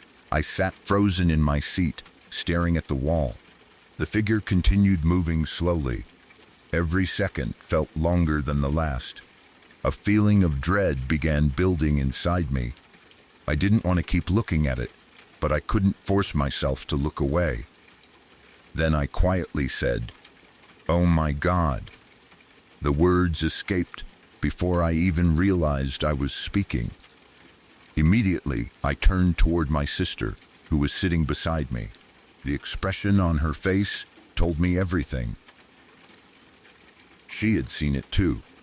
Her eyes were wide. Her face had gone pale. She looked just as terrified as I felt. At that moment, I knew I wasn't imagining it. If I had been the only one who saw it, maybe I could have convinced myself that it was a trick of the light. But my sister was staring at the exact same wall, and she looked horrified. Neither of us needed to say anything. We both knew. We had witnessed the same thing. Panic immediately took over. We stopped the movie. The room suddenly became chaotic as everyone began asking questions. What happened? Why did you stop it? What's wrong? My sister and I tried explaining what we had just seen.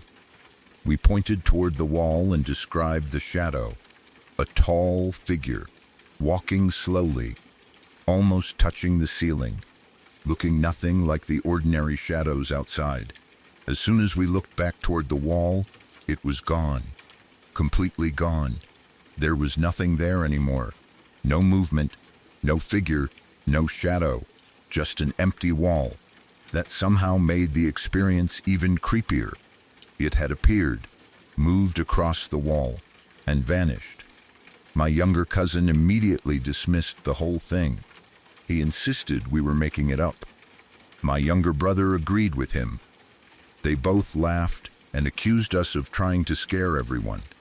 The more they doubted us, the more frustrated I became, because I knew what I had seen. More importantly, my sister knew what she had seen. We weren't describing different things. We had both witnessed the exact same figure. I remember repeatedly insisting that I wasn't lying.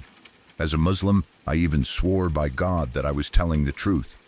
I wanted everyone to understand how serious I was. This wasn't a joke. I wasn't trying to scare anybody.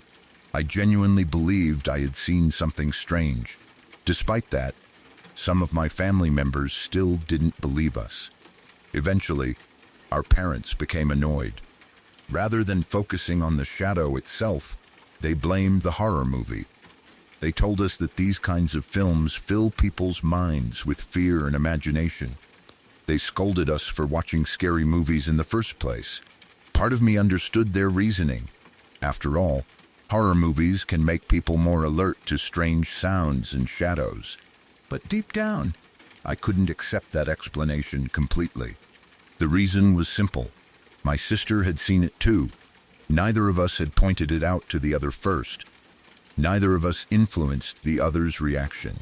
We both looked, we both saw it, and we both became terrified at exactly the same moment. That detail has always stayed with me. The rest of the afternoon felt different after that. Nobody wanted to continue the movie. The excitement was gone. The atmosphere in the room felt uncomfortable. Even after we turned the television off, I kept glancing toward the wall where the figure had appeared. I half expected it to return. Thankfully, it never did. But the memory stayed with me. What made the experience even more unsettling was that it wasn't the first strange thing I had experienced. Over the years, I had witnessed other unexplained events, including some that happened inside our home. Even in previous houses where my family had lived, there had been moments that left us frightened and confused. Because of those experiences, a part of me has always felt that there might be something unusual connected to the places we've lived. Whether that's true or not, I honestly don't know. All I know is that the figure I saw that day felt real, far too real. Even now, when I replay the memory in my mind, I can still picture that towering silhouette moving slowly across the wall. I can still remember the way my stomach dropped when I realized it wasn't behaving like a normal shadow, and I can still remember turning toward my sister and seeing the exact same fear on her face. That was the moment that convinced me I wasn't alone in seeing it. Years have passed since then, and I still don't have an explanation. Maybe there was some unusual trick of light that neither of us understood. Maybe there was a perfectly logical reason behind it. Or maybe there wasn't. Whatever the truth may be, the experience left a lasting impression on me. And one thing is absolutely certain. After that day, I never watched another Annabelle movie again. Every time I think about sitting in that living room and watching that tall shadow slowly walk across the wall, I remember the fear I felt in that moment. And honestly, that memory is more than enough.